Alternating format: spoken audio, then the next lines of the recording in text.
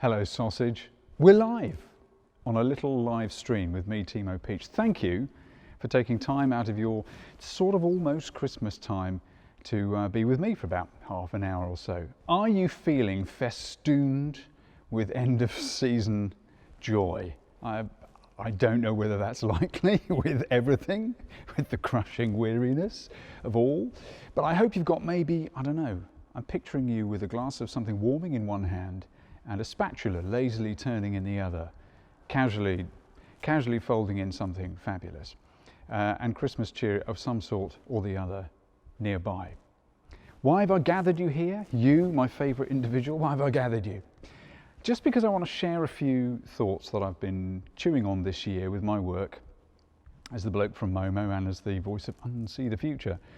The big thing, of course, I don't want to be coy, is I am sharing, yes, here, a preview of my brand new single. That's coming up, but we're going to get there through something I've wanted to share for a while. It was meant to be my TEDx Southampton talk.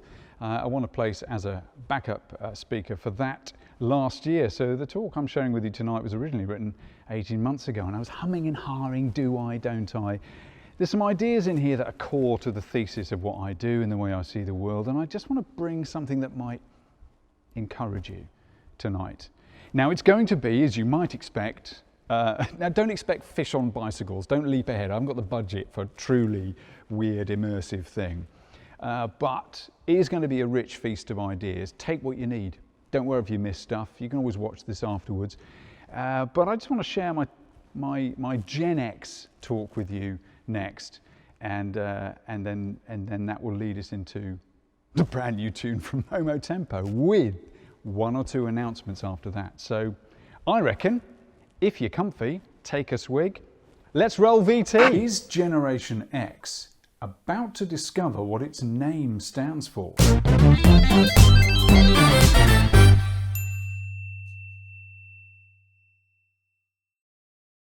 The Victorians! They appear to know a thing or two about confidence, about how to project a story of themselves. One so confidently articulated that we are living with a bit of a strong impression of them to this day, some 120 years after Queen Victoria herself left the stage. Now, the fact that they left such big marks on the pages of history means we're not just left with a bit of a strong impression of them, are we? Because here in Britain, we're still living with their plumbing, with their transport infrastructure, with their architecture, with their ideas about lifestyle and leadership and global entitlement. Now, whether you think of the Victorians as a brutally determined colonial engineering class, or as frilly, prudish domesticators writing operettas about fairies, the point is that the figures who do loom the largest in our imaginations from history leave us with a slightly awkward question. What the freak have we been doing that generations beyond us will still be talking about? I mean, it is a bit awkward, isn't it? It is. Because we live beyond imperial certitudes or revolutionary vision. Ours is an era defined not by expansion and confidence, but by crisis. A famously polarizing time, challenging all our ideas of agency and identity. Where do I fit in? What can I do that will mean very much? I think privately we're all asking questions like this at the moment. But these aren't the questions of a generation that intrinsically knows what it stands for and what it won't, and where it sees itself going. You could say it's like this. In the same era, since the great Victorian novelist H.G. Wells first published his illustrious novel, The Time Machine, have we effectively, collectively, lost our ability to picture the future? Kind of at all.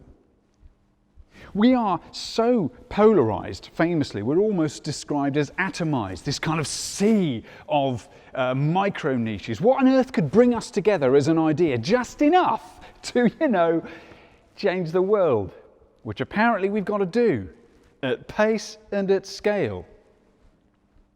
What could ever unite us right now?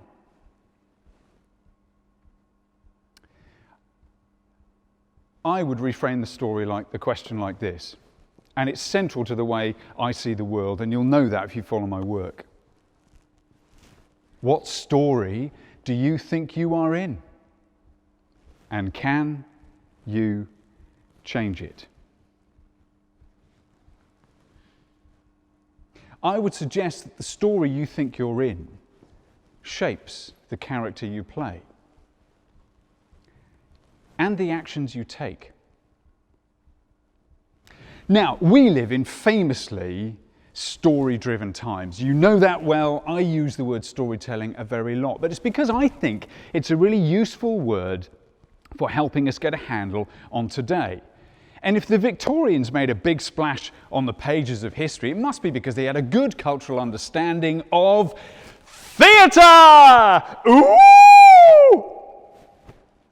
Yeah, I realise this was written for an illustrious, fabulously ornate Victorian theatre. It doesn't really work with 3 people and a dog. So, do you know what? I'm just going to do that again. You jump in with the ooh. I'll do the line again. Tom, have you got my topper there? I think this would work well with the top hat, probably. Except he's not. Okay, forget that. And we'll just delight in 12 of us going ooh at the same time. I'll do it. A really great line about theatre, making a good point, and theatre! Ooh! Thank you.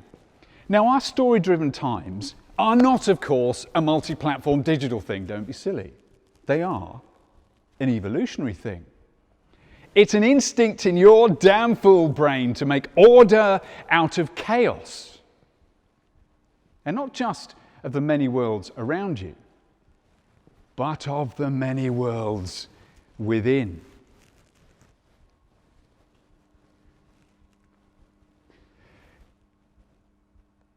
You do that so that you can get out of bed and not go howling mad at the vast entropic nature of the universe. But you'll be pleased to know, and I certainly was, it wasn't just a nifty idea I came up with on a Tuesday afternoon and congratulated myself for the rest of the day, though of course I did. I was relieved to discover that McAdams and McCain philosophy researchers talk about narrative identity. They say narrative identity is a person's internalized and evolving life story, integrating the reconstructed past, note, your memories are an edit, mate, with the imagined future. And put a pin in that. Got to imagine that might pay off later. To provide life with some degree of unity and purpose.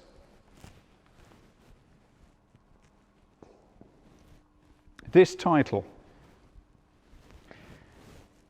I think it's interesting that the age we're in, where we're famously supposedly fighting each other, yet so crisscrossed over with the values we do have, so many of us fighting for different truths, different justices.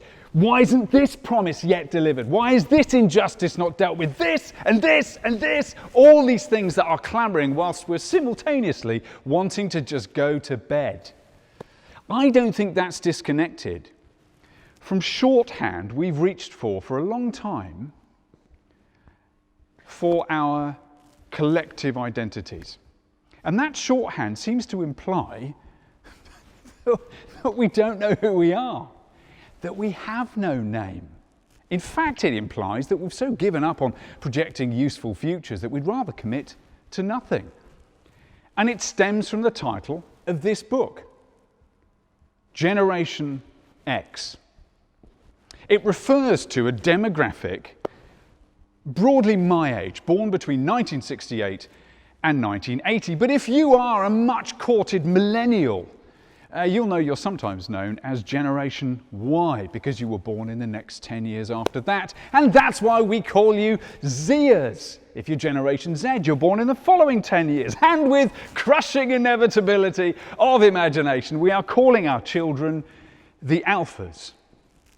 Now, side note, Alphas is actually quite a cool title. But who wants to be Generation Beta following them?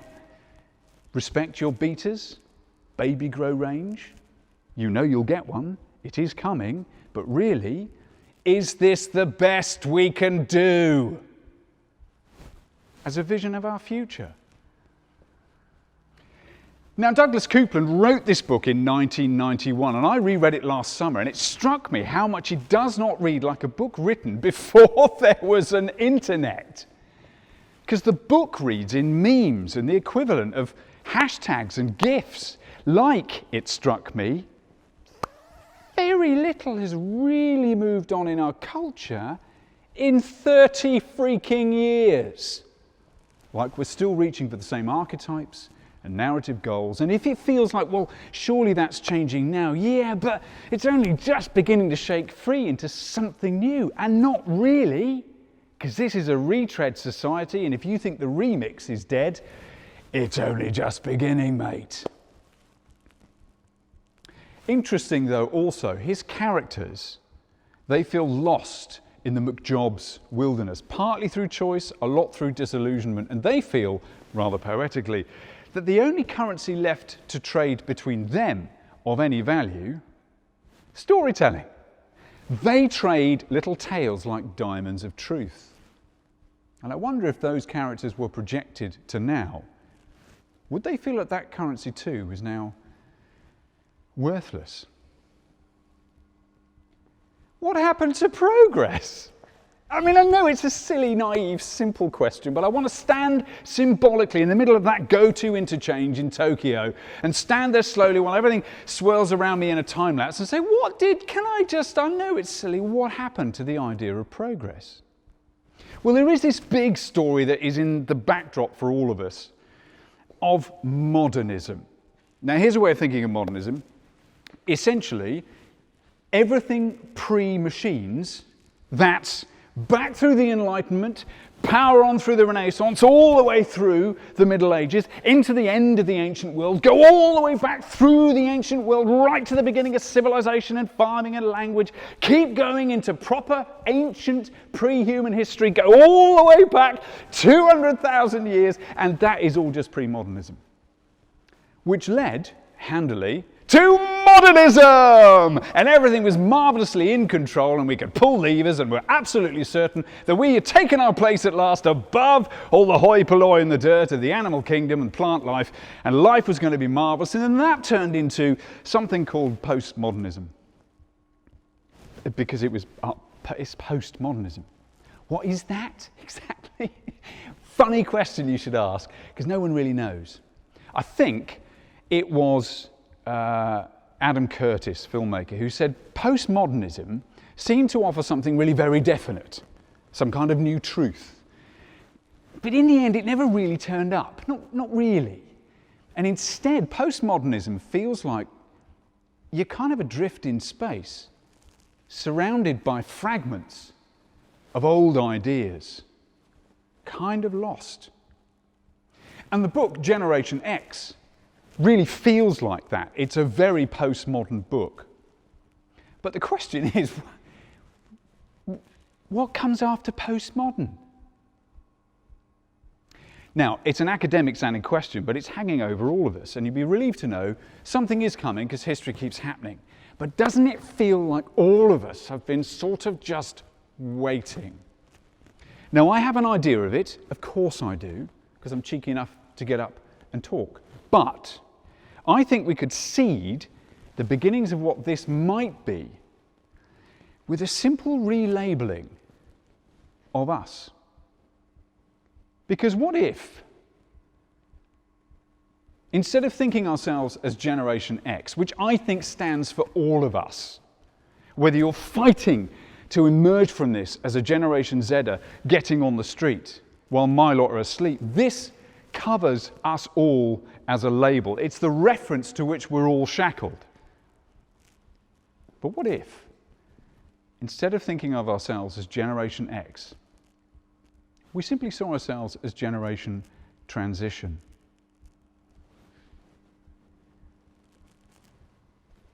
Could that flick a mental switch in my head, in yours? Could it free you from the burden of thinking the story's all about you? Lift that off your shoulders and free you up to plug in your passion right where you are, to just get on and start building the world you want to see. Now, there is a slightly immediate implication of this, a slightly massive immediate implication, and you're there ahead of me because you're a clever sausage. Transition to what, mate? Well, we'll all have different ideas, but I'd like to keep it in our shared experience and simply ask, what is our globally shared inheritance? This thing. You'll be pleased to know there's an icon that represents us, sort of. A slightly underwhelming one, sort of half cheery. You'll know what this is if you follow my work. It is, of course, the icon of the UN 17 Global Goals. And in a way, they're quite sort of Victorian. I think they're quite cheerily technocratic, like we really can just break down all the problems in front of us. And if Janet and Steve, you guys take ending poverty, and Krishna, you and Felicity, you guys should get on the gender equality, and we all meet back here by 2030 and dust ourselves down in time for cricket and tea in 2030. It's just that the picture they paint of us is bleak, isn't it? The build-up of carbon dioxide in our atmosphere from our behaviours and their subsequent emissions, the acidification and build-up of plastic and other waste in our oceans, famously, the monoculturing desertification of loads and loads of our farmland, the kind of frightening collapse of biodiversity across the life web, the increasing demands of dirty energy, the systematic abuses of gender and race and geographic locations around the world, and the stubbornly Victorian structure of our education systems, supposedly teaching our kids to cope with all this, absolutely everywhere. But I think the real value of this structure, if you have to work with it at work, it gets referenced a lot now. The value of it is not the way the UN always talks about it. It's not in how it breaks down the problems and tells us what to do. I think the real value of the global goals as a framework for thinking is in how it puts it all together in your mind. Because if you, ordinary silly old you, just like me, spent an hour looking at each one of these, what they represent, the headline stories and statistics, I think you quickly come to the conclusion, they're all connected. Yeah, they are. But I think it's more than that.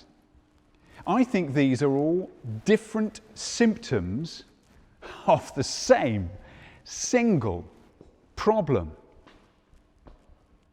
Our economic culture, that thing that covers all of us. Which means we're missing a goal. And you're there ahead of me, Steve. It's art.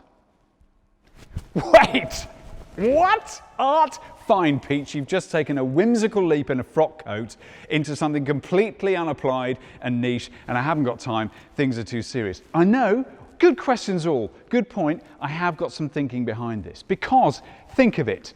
If every single one of these, individually by the way, supermassive problems that's happening all at once, trying to define us as a generation, if every single one of those is a product of culture, of the way we see the world, like goggles strapped onto us as children, well then there's nothing we need to invest in more, you could say, than art. Because what we need is new ways of seeing. And that is the business of art, of building up new ways of seeing ourselves and our problems and our futures, and of the tools to build and test and live into the new stories of us. But crucially also, the theatre to bring them alive.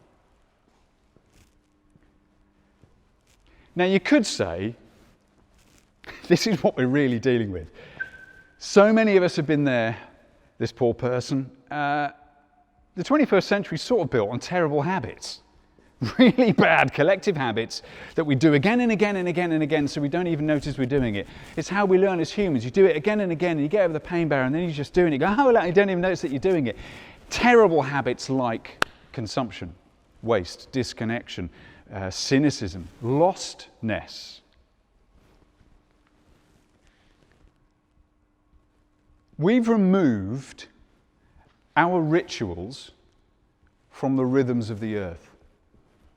And we've replaced them with election cycles, news windows, relentless content demands, and attention deficits. It is obviously a robot world. It's a giant calculating machine, bigger than any of us. But it's a robot world built fundamentally in its firmware programming on our system of valuation. And if it needs pointing out, if you've missed the news, it's a system of valuation, it turns out, so basically dumb, it doesn't have intrinsic mechanisms for valuing the two things we most need to stay alive. The systems of life on Earth and our emotional well-being. They are extraneous to the system, supposedly, except that incredibly cheap economics. We've been told it was cheap. Turns out, funny story, oh, you'll love this, and it's probably dawning on you. Turns out, our current economic culture is the most colossally expensive economic system in human history. Because we were deferring those costs, and they're coming home.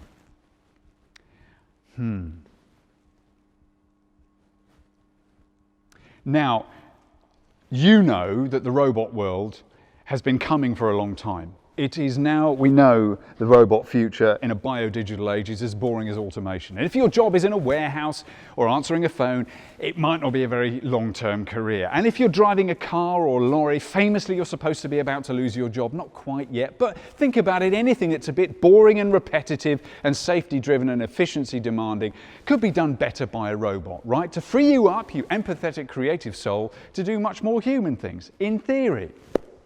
But we're also trying not to think about xenobots reproducing on their own in labs. And that terrifying dog thing with a gun on its nose. Just why? We all know why. We all know why. But as well as the boring robot future, there's another idea that's just as famous these days, certainly amongst futurists. It's an idea about as old as me, the singularity. It's based on the principle of Moore's law of computer processing, famous now, that every 18 months or so he predicted silicon chips would get smaller and more powerful, they'd double in size, but there would come a point where those chips couldn't get smaller and double in size any further. You couldn't fold the tangram anymore. And the theory went that at that point would coincide other technological and cultural factors into some kind of black hole that would effectively suck in all human and Earth experience, and beyond which no one could predict what life would be like for generations to come. Something that might spawn genuine synthetic consciousness, real AI, but what's going to happen next? Now, I think that is part of the huge barrier in our minds to thinking about the future. So for us to try and leap that, to move ourselves into working up the more regenerative, hopeful, inclusive, resilient, sustainable futures, I think maybe it starts with just accepting that the robot future is very obviously the robot present, obviously, but it was built, perhaps, by the robot past. Because this is a robot world built in its hierarchies, its biases and its aims by the Victorians. And we've not escaped that, I am suggesting. But also, what if this? What if the singularity isn't some moment on a server yet to quite happen? What if it's an era? Ours.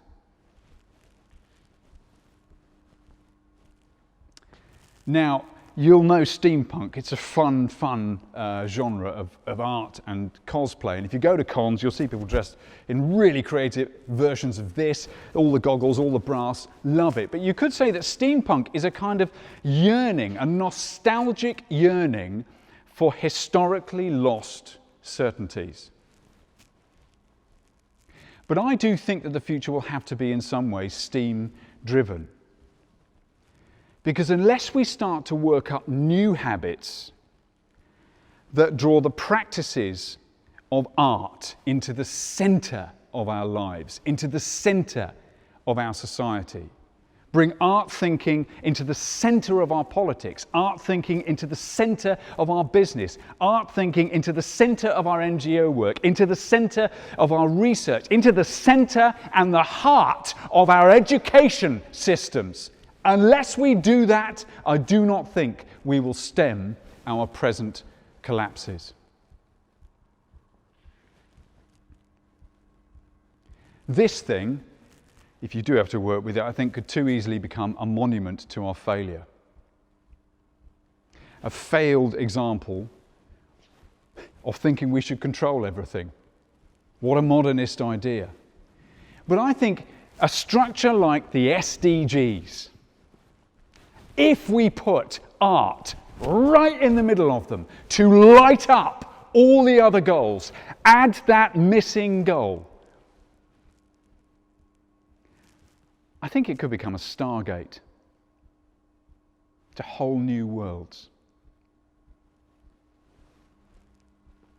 Now, I think art rises up within us as primarily from our marrow as any other human instinct. We've just pulled it away from the centre and rarefied it into white cube galleries. They're fun, I love one, but it seems like an abstract thing, not central, but it is your human right to make sense of the worlds within you and to testify.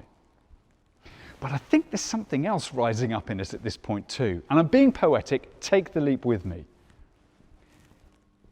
If we are a generation living in the singularity, for argument's sake, living in the era of crisis, for certain, you could describe it as a time between times.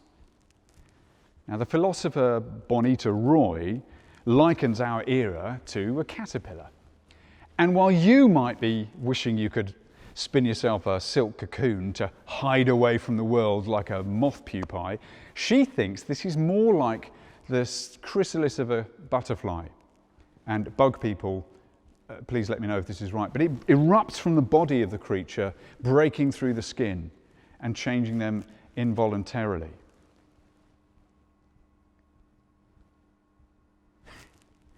Us caught between worlds, is it a meta-crisis, mate?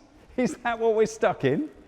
Well, does that mean if we're having a meta-crisis about where we fit, how to synthesize the different stories of us, does that mean, oh, it's just in the nick of time, the Metaverse Mate, it's shown up. Is now the time to escape into it at long last and live happily ever after, with all the big corporates trying to get us to jack in eternally and run away from real life? Well, it will be part of real life, won't it? But if you're longing for it, you do know what the mirror universe really is, right? Because there's trends coming together this year. There are new words other than storytelling and metaverse for you to get bored with by this time next year. Trends of different tech coming together. It's Web 3 and the new stuff going on there, and there's a trend in manufacturing to mirror things, to simulate, and people like David Mattin of Same World, New Humans think that this will be a trend that consumers start to expect.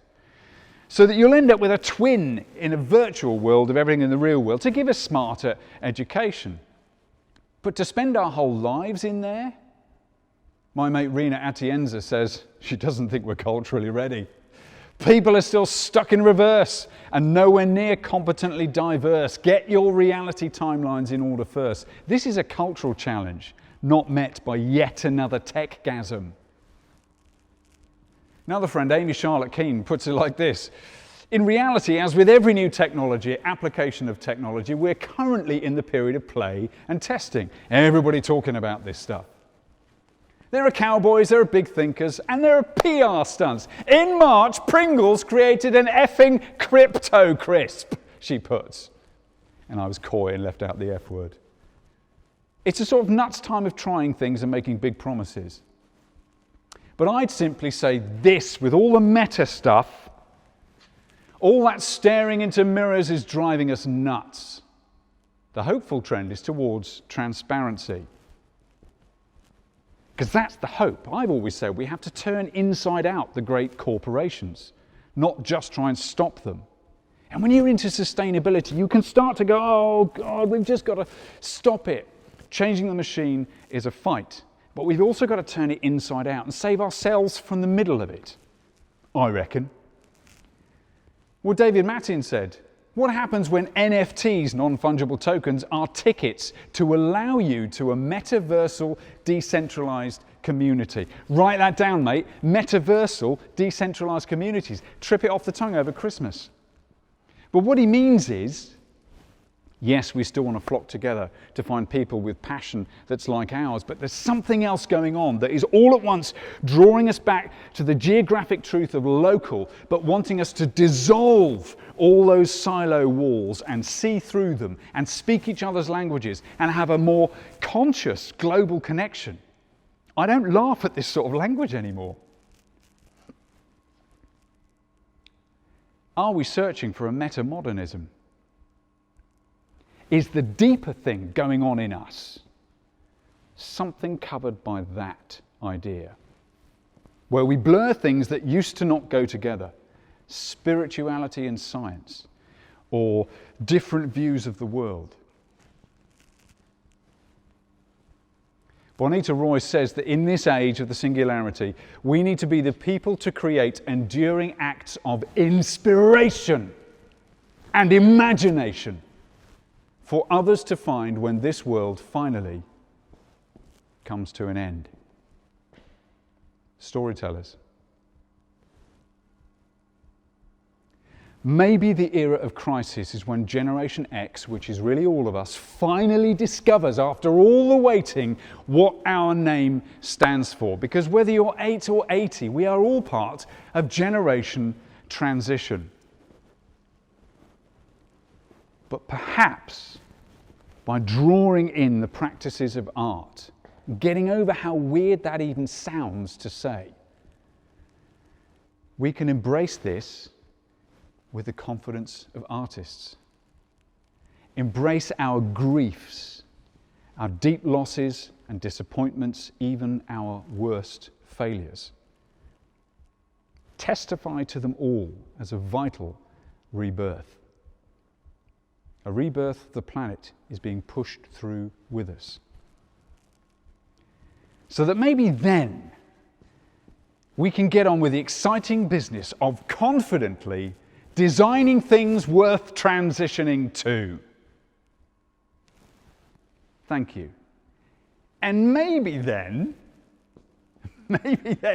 we can stop asking this dumb question as our measure of success. Roll VT!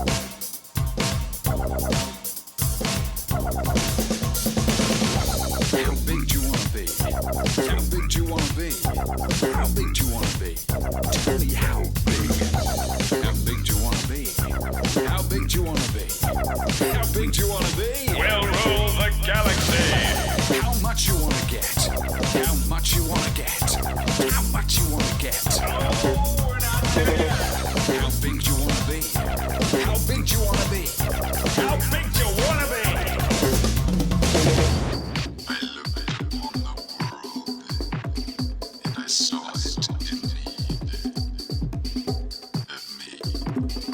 which left only one question. How big do you want to be? How big do you want to be? How big do you want to be? Tell me how big. How big do you want to be? How big do you want to be? How big do you want to be? We'll rule the galaxy. Swear the oath. When it comes to growth, too big is in fact not big enough. See how you cower. Kneel before my magnificence. I am brighter than the sun, and you are inferior.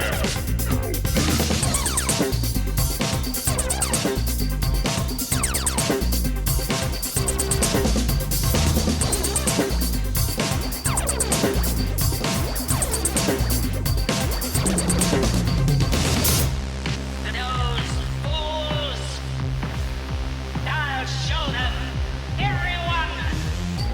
They will kneel before me and swear I am mighty!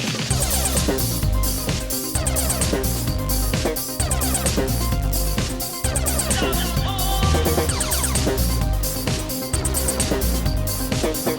They will kneel before me!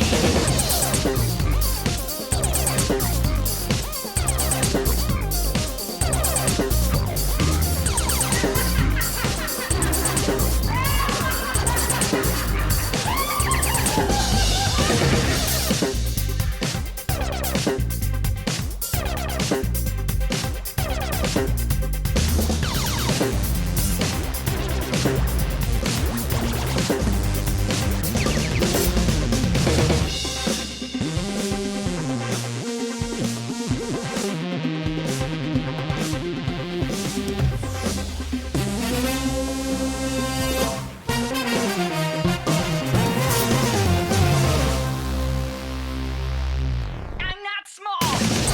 How big do you want to be?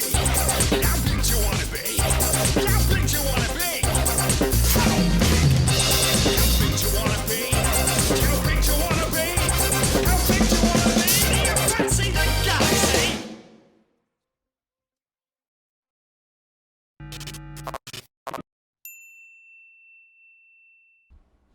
How big do you want to be? Do you fancy the galaxy?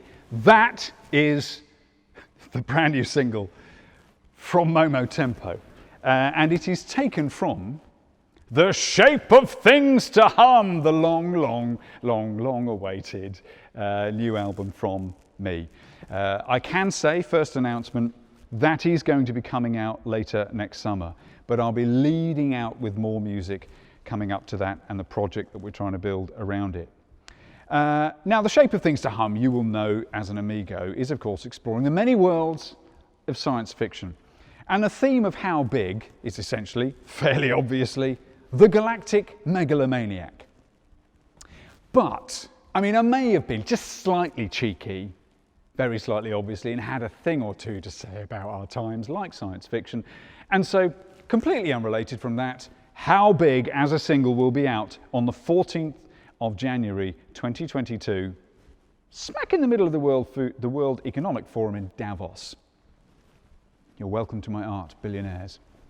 Now, The Shape of Things to Hum also led to my personal kind of re-seeing of the world around me. It led to Unsee The Future, my idiosyncratic research cast. You've undoubtedly heard some of it.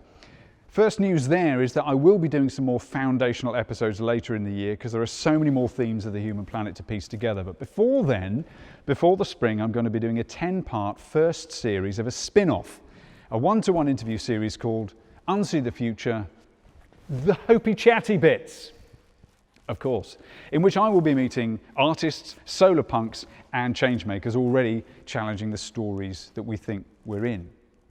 But before that, the big news of the new year is that I have been writing a book on my findings with Unsee The Future. And that book is called UTF, How to Think Like an Artist and Change the World. 10 different practices of art thinking and artists to help all of us practically get our head around what it means to embody a new story, how art might actually potentially sit in our behaviours in the middle of everything else that we're doing. And as an amigo, you can read a new chapter every week. I've started writing it. I'm going to have to start to keep up with it in the new year. Every week for 10 weeks, I'll be putting out an expo of a big chunk from each chapter, and you can follow that from the very beginning of January. So I'm asking just one thing. If you fancy helping me encourage the more hopeful human tomorrow, subscribe. Just become an amigo and follow me, and every week you will get a different expo of ideas or a testimo post of something personal I've been up to, or the first to hear the news that I'm up to with the new bits of music. And also finally, I would say that the Global Goals Music Roadshow with me and my colleague A.Y. Young is also back for a new series on EarthX TV from the beginning of January also. So there's lots coming up for me. I'm going to go away and dust off my topper now. Thank you for taking time to sit with this. We'll pop this up as a finished edit, and you can catch up on some of the ideas, take notes. I'll probably put a transcript of the script up. Subscribe, become an amigo /amigos, and there's a new memo going out tonight with news of this, an exclusive link to you to stream the first mix of How Big. Thank you, my dear amigo, for joining me. And here's to seeing the future differently. Stay safe and have a good Christmas.